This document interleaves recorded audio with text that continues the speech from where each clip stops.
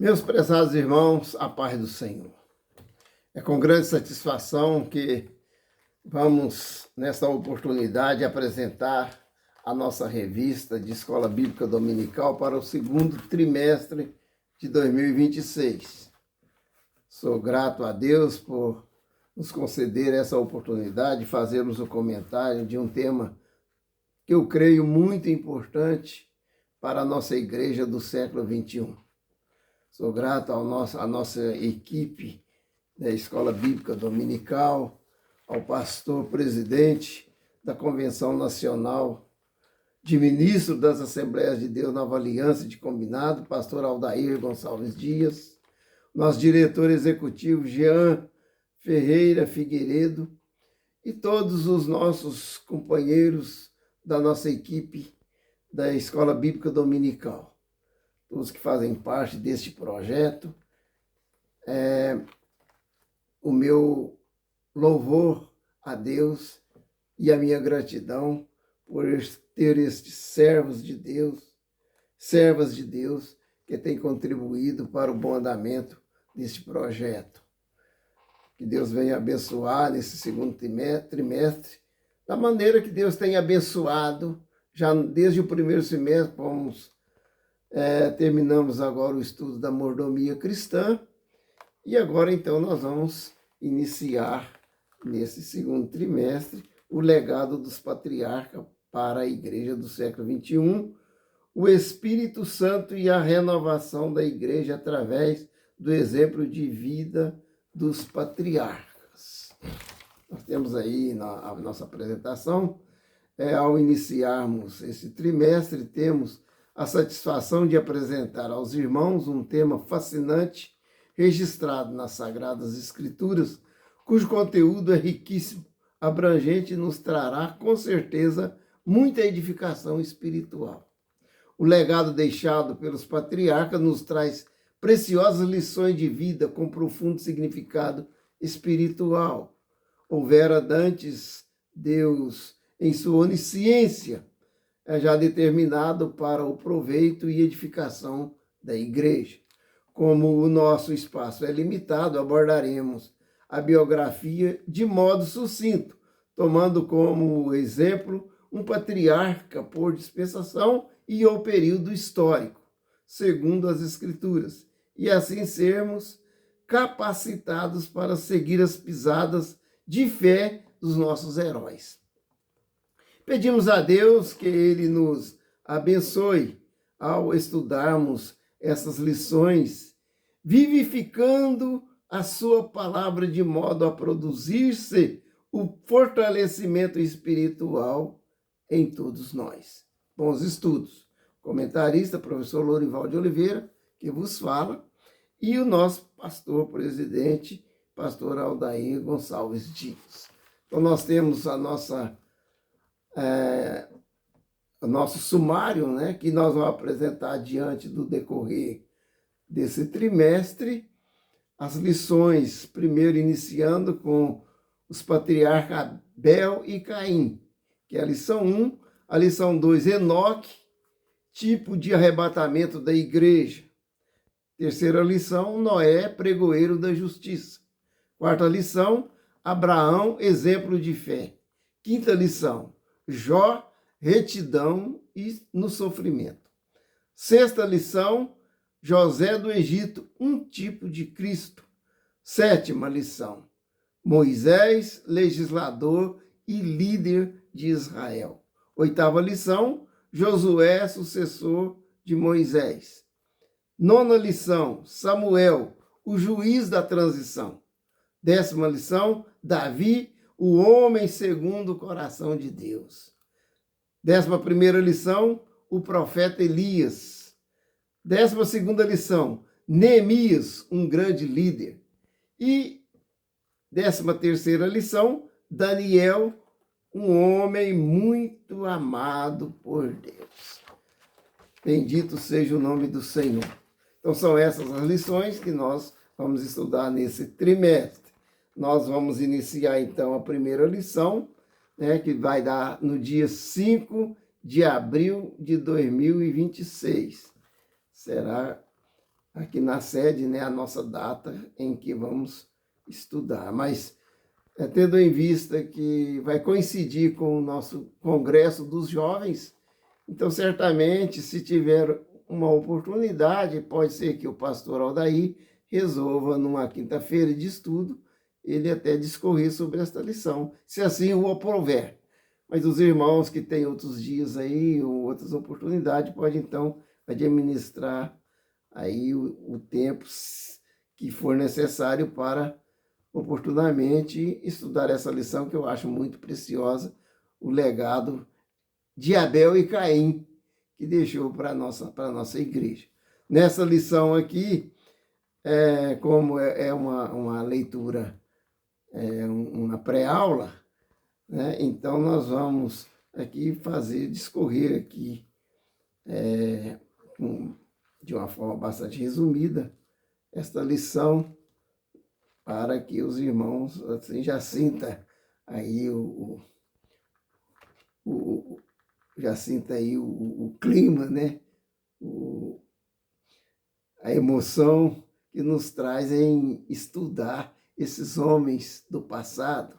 Embora Caim foi um homem que não ouviu a voz do Senhor, mas temos Abel, né, que foi o primeiro mártir, a primeira vítima, né, de ter servido ao Senhor com fidelidade.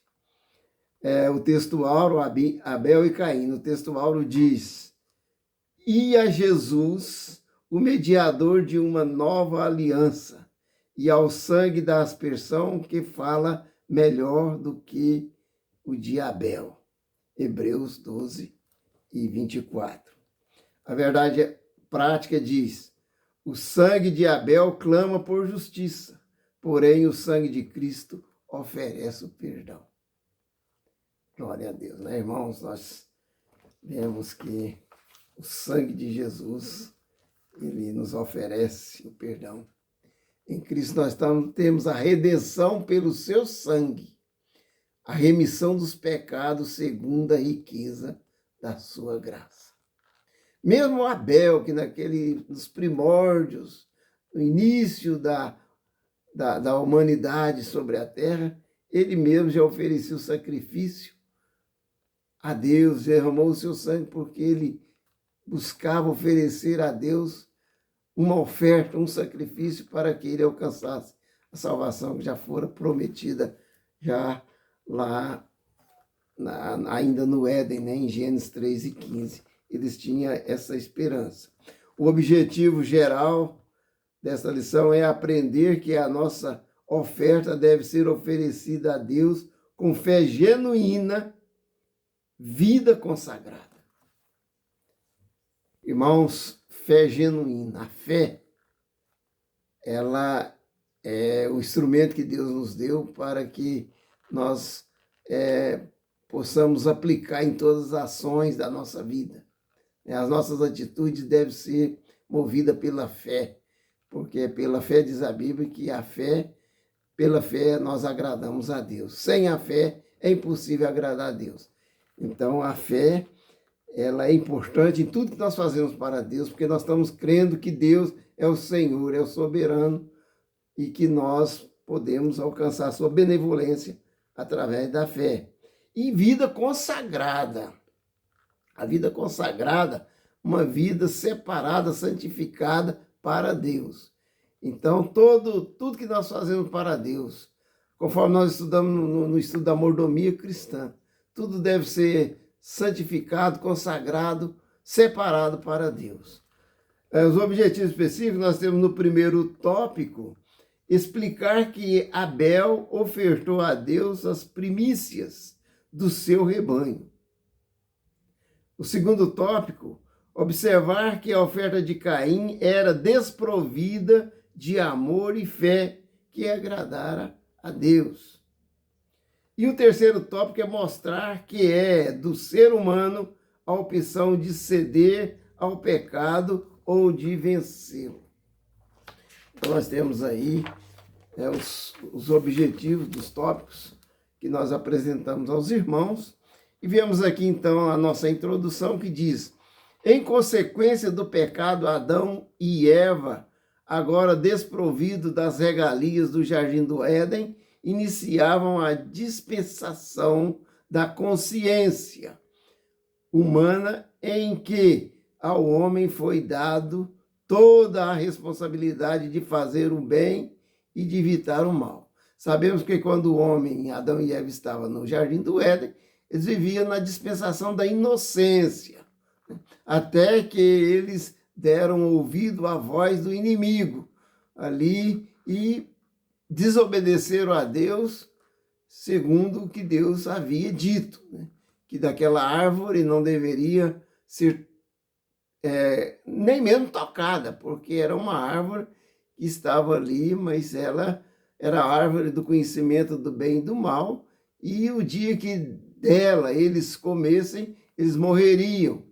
Então eles deram ouvido à voz de Satanás, da serpente, a antiga serpente que estava ali, e desobedeceram ao mandamento de Deus e caíram, então, em pecado. Deus os tirou do Jardim do Éden, então eles foram expulsos e foram para fora do jardim, né? Viver buscando o alimento do próprio suor do seu rosto, uma vida agora de enfrentamento, né? De pragas, de espinhos, de abrolhos e de tudo quanto é a diversidade que o mundo se oferece para que o homem, então, possa subsistir, sobreviver. Sem entender ainda as consequências nefastas do pecado, que estava apenas começando, veio a nascer-lhes 2 filhos, a saber, Caim e Abel. Gênesis 4, 1 e 2, os quais são os protagonistas do nosso estudo nesta lição. Então, a nossa lição, conforme já temos dito, é sobre Abel e Caim, os protagonistas, né? Então, a vida de Abel. Abel, pastor de ovelhas. Sabemos que Abel foi pastor de ovelhas e que Caim era um agricultor, um homem do campo. Gênesis 4 e 2 afirma que Abel foi pastor de ovelhas. A Bíblia afirma que o pastor era conhecido pela proteção que dava às suas ovelhas. Sempre andava à frente do rebanho. Então, o pastor, nós vemos toda a história do pastor na Bíblia, ele era um homem dedicado. Nós temos a vida de Davi, né, que foi um pastor na sua juventude, na sua adolescência, um homem que defendia com as suas mãos até feras, igual ele combateu contra um leão e contra o urso para defender as suas ovelhas. Então, o pastor, ele ama as suas ovelhas. E na Bíblia sempre nos diz isso, que ele sempre está à frente do rebanho, conduzindo com amor. Tem o Salmo 23 que fala sobre o Salmo do pastor, né? O Senhor é o meu pastor e nada me faltará, numa metáfora aí colocando Jesus como sumo pastor e nós como a ovelha e rebanho do seu pasto. Sendo, então, Abel um homem justo, certamente era obediente aos pais, temente a Deus e tratava com retidão seu irmão Caim. Então, essas aí são as características de um homem, um servo de Deus, né? Ouvia com atenção os relatos de seus pais acerca do paraíso onde viviam no Jardim do Éden e a comunhão que tinham com Deus, e por isso buscava o Senhor confiante na promessa da redenção de 3 e 15. Abel era sempre um ouvinte dos testemunhos que seus pais, Adão e Eva, lhes falavam acerca da vida que eles tiveram no Jardim do Éden, a comunhão que eles tinham com Deus, e a perda da sua comunhão devido à desobediência. Mas que agora eles estavam num mundo inóspito, um mundo adverso, mas que eles ainda tinham uma promessa, porque Deus houvera lhes prometido que mandaria a semente da mulher para que por ele eu fizesse a redenção deles, né, dos seres humanos. A oferta de Abel. E Abel também trouxe dos primogênitos das suas ofertas e da sua gordura, e atentou o Senhor para a sua oferta. Por que atentou? Nós já vimos que ele era um homem obediente, né? Ele tratava com retidão o seu irmão Caim, ele era um homem que era justo, obediente aos pais e temente a Deus. Então, dado as suas características de obediência, de temor do Senhor, então o Senhor agradou da sua oferta, porque ele fez tudo dentro dos padrões de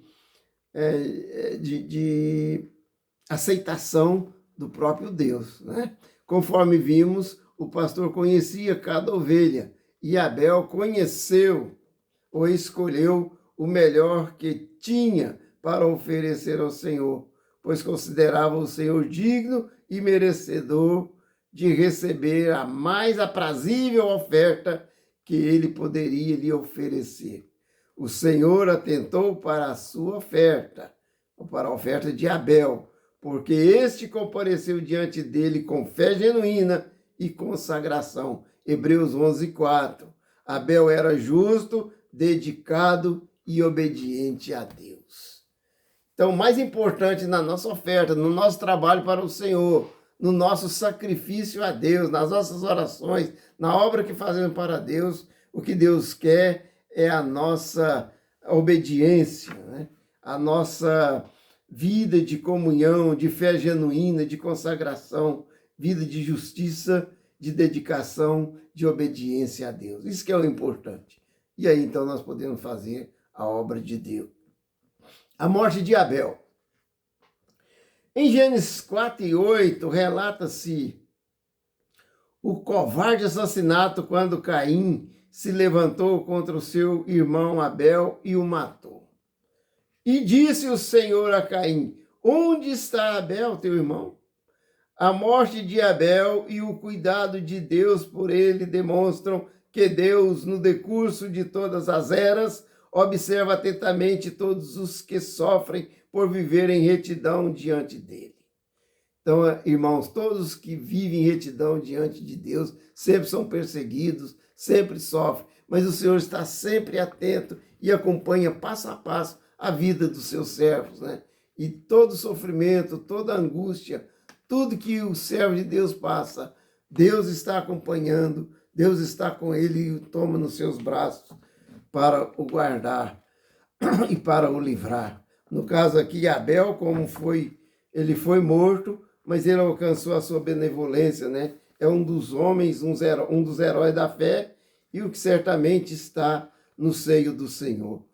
Então, o Senhor nosso Deus, ele conhece o sofrimento desses justos e o dia chegará em que ele agirá em favor deles para fazer justiça e eliminar todo o mal. Hebreus 12:24. Nós vemos que Deus não é Deus dos mortos, né?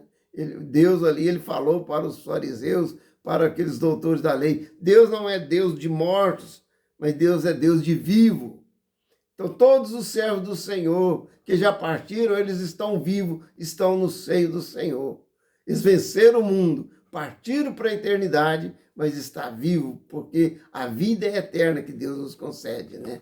Porque a misericórdia do Senhor é de eternidade em eternidade para com todos os que o temem. E a sua justiça é sobre os filhos dos filhos, sobre todos aqueles que guardam o seu concerto, a sua aliança, e lembram dos seus mandamentos para os cumprirem. Nós vemos aqui, irmãos, que então Abel, ele agradou a Deus, né? Ele agradou. Por que Deus se agradou tanto do sacrifício de Abel? Primeiro, porque Abel manifestou verdadeira fé em Deus mediante a absoluta obediência e confiança nele. Hebreus 11:4. Em segundo lugar, acima de tudo, Abel construiu um altar segundo as instruções de Deus para agradar ao Senhor, não para agradar a si próprio. Terceiro lugar, em outras palavras, Abel ofereceu um sacrifício centralizado em Deus. Deus no centro do seu sacrifício, né? e não centralizado no homem, né? Ele não ofereceu um sacrifício egocêntrico. E, além disso, Abel foi humilde em confessar que era um pecador e em mostrar obediência e fé, oferecendo um cordeiro sobre o altar.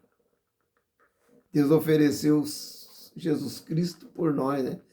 João 3,16, porque Deus amou o mundo de tal maneira que deu seu Filho unigênito para que todo aquele que nele crê não pereça, mas tenha a vida eterna.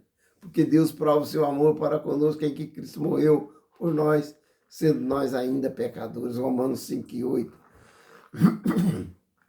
Então, Abel, ele cria em Deus, ele cria que Deus enviaria um redentor a fim de derramar seu sangue para fazer propiciação pelo pecado do homem, conforme lhe ensinara Adão, seu pai, em Gênesis 3,15.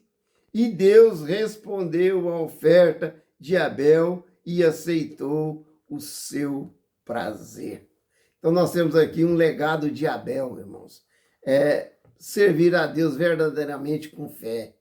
É o legado que ele nos deixa, um sacrifício de amor, um sacrifício centralizado em Deus, um sacrifício que venha, que Deus venha aceitá-lo devido à nossa consagração, à nossa santificação, o nosso empenho de buscar em servir a Deus com alegria.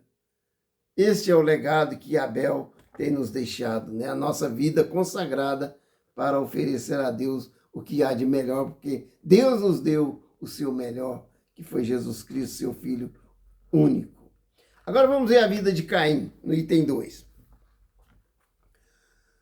Vamos agilizar, porque já estamos com 22 minutos aqui, né? Então, a vida de Caim. Caim foi lavrador da terra. Caim era um servo da terra, ou seja, ele era um servo de si mesmo. E o seu senhor era o seu próprio ego, e servia aos seus próprios desejos, e por eles era escravizado. Veja bem que isso também, mesmo que essas qualidades aqui, você pode chamar de qualidade, mas essas características são negativas, mas ela serve também para nós fazermos uma avaliação, né? É um legado também que nós podemos observar na vida de Caim. Mas um legado que ele teve uma vida negativa e que nós não podemos seguir de forma alguma o seu exemplo.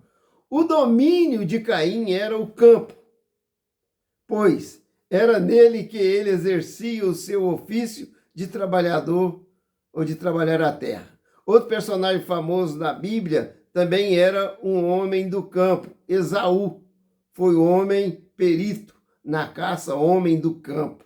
Gênesis 25 e 27. Segundo Jesus, o campo é o mundo. Mateus 13, 38. Ainda mais, o verdadeiro caráter de Caim é animalesco. Isso pode ser comprovado pelo texto do verso Gênesis 4 e 7. Se bem fizeres, não é certo que serás aceito? Deus falando aqui com Caim, né? E se não fizeres bem, o pecado jaz à porta, e sobre ti será o seu desejo, mas sobre ele deves dominar. Gênesis 4:7. A palavra jaz, que é um verbo usado para descrever o ato de um animal quadrúpede deitando-se sobre o seu tronco. Ou seja, o pecado tem uma relação direta com o instinto animal de Caim. Então, o pecado jaz à porta, né? Que nós possamos observar Hebreus 12. Nós que estamos rodeados de uma tão grande nuvem de testemunha. Esses heróis da fé foram para nós uma nuvem de testemunha, né?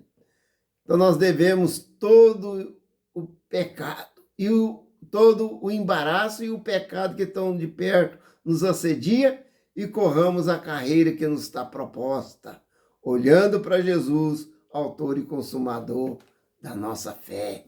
Aleluia. Vemos aqui a obra de Caim. A oferta de Caim foi rejeitada porque ele estava destituído de fé sincera e obediente, e porque as suas obras eram más. Gênesis 4, 6 e 7 e 1 João 3 e 12. Primeiro, a primeira razão pela qual o sacrifício de Caim não foi aceito é ter ele ido diante do Senhor Deus com um coração desobediente. Em segundo lugar, aconteceu que Caim tentou forçar a Deus a aceitar a oferta que ele fez à sua própria maneira. A indiferença de Caim para com a palavra de Deus é exatamente igual à do homem de hoje.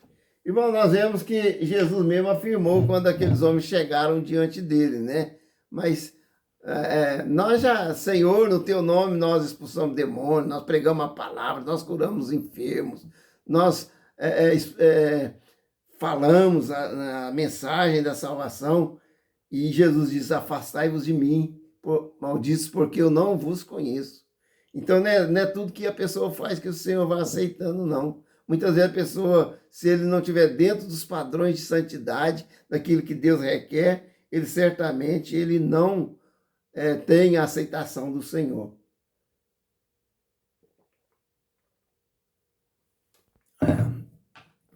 Então, em quarto lugar aqui, nós vemos que a quarta razão pela qual o seu sacrifício não foi aceito é Caim ter desprezado a promessa de Deus e não ter crido na promessa do Senhor de enviar o descendente de uma mulher, o Cordeiro Jesus Cristo, conforme Gênesis 3 e 15. O pecado de Caim, item 2 e 3. Diz, porém, Caim a seu irmão Abel: vamos para o campo. Quando estavam lá, Caim atacou seu irmão Abel e o matou. Gênesis 4 e 8. Caim não domina o seu pecado, mas este o domina completamente e o leva a fazer algo que ele nunca havia visto: um assassinato. Então, irmão, nós precisamos ter autodomínio, nós precisamos ter controle mental, controlar nossas ações. Nós temos de ser moderados, temos de ter esse controle psicológico, né? E sempre pensar duas vezes antes de agir ou de falar qualquer coisa. O pecado é exatamente isso. Nos leva a fazer coisas que nunca nem imaginaríamos que um dia faríamos. Quantas pessoas faz coisas, né, que depois fica atônitos, né, que se arrepende. Até pessoa que tenta o suicídio, né? Quando ele está no desespero da morte, ele jamais queria estar naquela situação, porque está fazendo uma loucura. Então o pecado leva à loucura. Então o Senhor perguntou a Caim: onde está o seu irmão Abel? Respondeu ele: não sei, sou eu responsável por meu irmão? Veja bem a grosseria de Caim, né? Gênesis 4 e 9. Além de matar seu irmão, Caim mente ao dizer que não sabia onde ele estava. Veja bem como esse homem já estava dominado pelo pecado. É assim que as pessoas ficam quando está dominado pelo pecado, ele fica endurecido, ele não tem sensibilidade espiritual, ele não tem temor de Deus. Então nós vemos aqui que este é outro resultado do pecado. Ele sempre nos leva a novos pecados. Um abismo chama outro, né? Um abismo chama outro abismo. De modo que chega a um ponto que vira uma bola de neve sem fim. É difícil demais de se controlar. Outro fato de que Caim se enganou era pensar que ele não tinha nenhuma responsabilidade com seu irmão, sendo que ele tinha sim. Então, ele era o irmão mais velho, né? Caim era mais velho. Ele tinha responsabilidade com seu irmão mais novo, né? Deus colocou em Caim um sinal que ninguém sabe necessariamente como era, que o impedia de ser morto por vingança ao sangue de Abel. Deus deu a Caim algo imerecido. Caim não merecia essa proteção de Deus, mas Deus é misericordioso, né? Proteção para um assassino. Isso mostra que o perdão de Deus e a misericórdia dele não vem de mérito nenhum nosso. Nós não temos nenhum mérito, né? Tudo é pela misericórdia de Deus, não é por nossas obras, né? Mas pela graça de Deus. Tanto que Caim nem sequer pediu perdão. Então Caim afastou-se da presença do Senhor e foi viver na terra de Nod, a leste do Éden. Gênesis 4, 15, 16. Viver afastado da presença de Deus é a pior de todas as consequências. Além de estar longe da presença de Deus, Caim também abandona a presença dos pais como o filho pródigo na parábola que Jesus ensinou aos discípulos em Lucas 15, de 11 a 32. Caim feriu seus pais ao matar Abel. Então, o assassinato de Caim não foi somente, né, esse dano, esse assassinato de seu irmão Abel, mas também ele subtraiu de seus pais a vida de um filho. Veja bem o sentimento que ficou a sua mãe Eva, Adão, né, ali, diante dessa situação. Que tristeza, né, irmãos? Que tristeza eles. E o peso na consciência de Adão e Eva também. Agora sentindo essa consequência do seu pecado lá no Éden, vivendo nesse mundo hostil, né, onde consequências funestas ocorria no seio da sua família.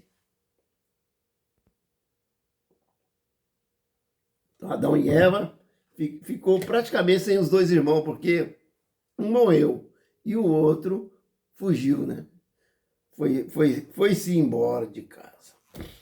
Vamos aqui para o tópico 3, o legado da primeira família. Uma grande tragédia. Nos deparamos com um relato triste que descreve uma grande tragédia ocorrida na família de Adão e Eva. É realmente trágica a relação entre dois irmãos que termina no primeiro assassinato da humanidade.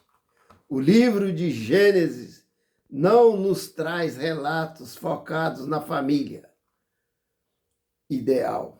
Desde a queda do homem, o texto bíblico se mantém tão fiel à realidade dos fatos que é possível perceber que os seus significados se estendem para além do literal, usando a veracidade dessas histórias para nos trazer mensagens de cunho espiritual valiosíssimos.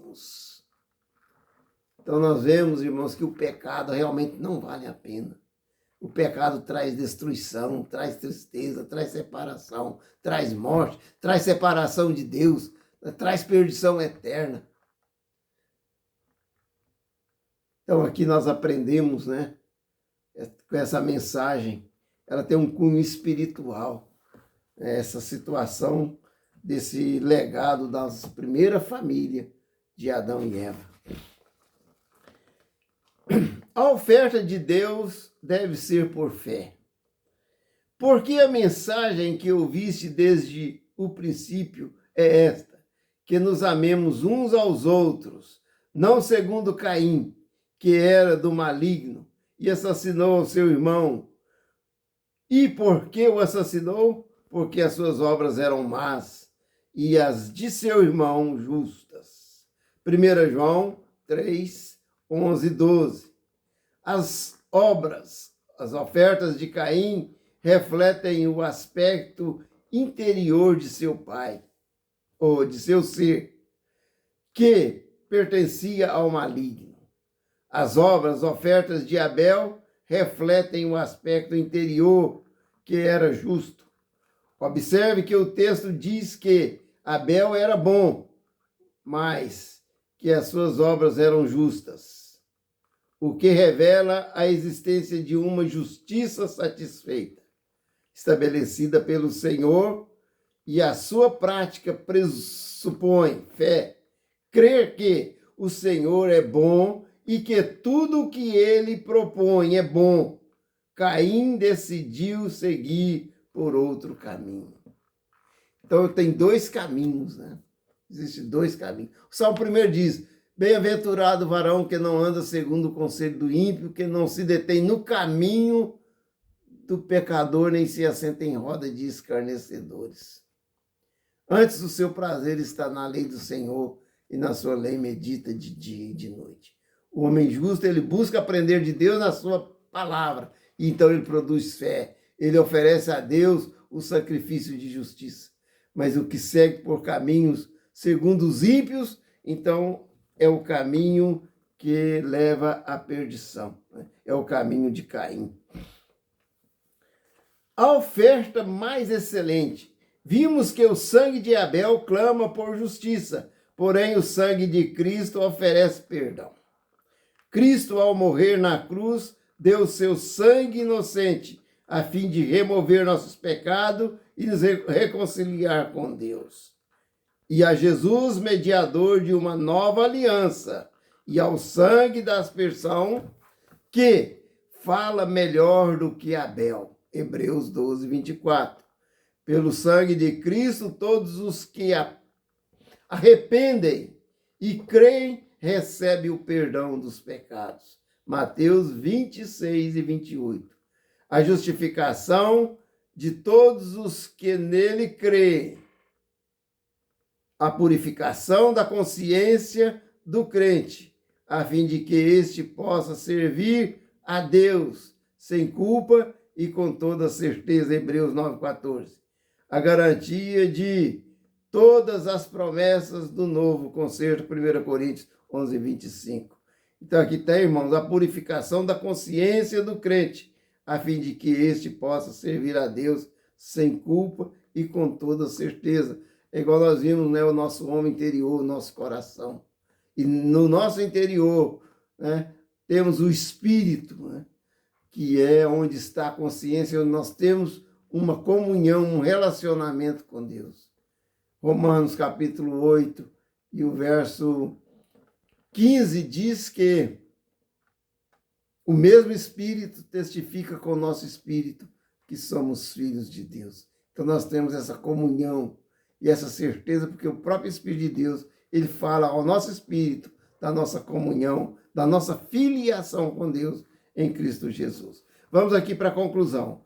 Jesus Cristo, o justo, também foi morto por ter obedecido ao Pai. O sangue de Abel clama por vingança e maldição. Gênesis 4, 10 e 11.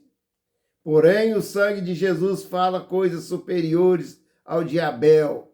Hebreus 12, 24. Porque não clama por vingança e maldição, mas por reconciliação, paz, bênção, justificação e liberdade. Era isso que a fé de Abel e a sua oferta gritavam, quanto àquilo que ele esperava, embora não visse, embora seria morto em seu lugar. Era essa sua convicção, e isso foi imputado a ele como justiça por Deus. Sua fé, afinal, falava da graça prometida. Glória a Deus. Então aqui nós temos, irmãos, aí a conclusão da nossa lição, Abel e Caim. Creio que os irmãos tenham aprendido muito, né? E tenha, assim, assimilado o legado, os exemplos desses dois personagens. E também da própria família primeira, que foi Adão e Eva. Que esse legado, esse exemplo, né, de vida venha nos servir e venha nos aprimorar para servirmos a Deus com mais fidelidade. Em Filipenses capítulo 1, verso 6 diz: temos por certo isto mesmo, que aquele que em vós começou a boa obra, a aperfeiçoará até o dia do Senhor e Salvador Jesus Cristo. Temos em cada herói do Velho Testamento, cada patriarca, no seu legado, um exemplo de fé, um exemplo de resiliência, de dedicação, de amor a Deus, de santidade, de perseverança e de fé, né, e de esperança naquele que tudo pode, no Senhor nosso Deus. Que Deus venha abençoar os irmãos e que nós estejamos aí, né, sempre pronto para estar aprendendo da palavra de Deus. Na próxima lição será a vida de Enoque, né? Enoque é um tipo de arrebatamento da igreja. Nós também vamos aprender muito, né? Um tema muito importante na nossa próxima lição. Que Deus venha abençoar os irmãos e fiquem todos na paz do Senhor. Amém.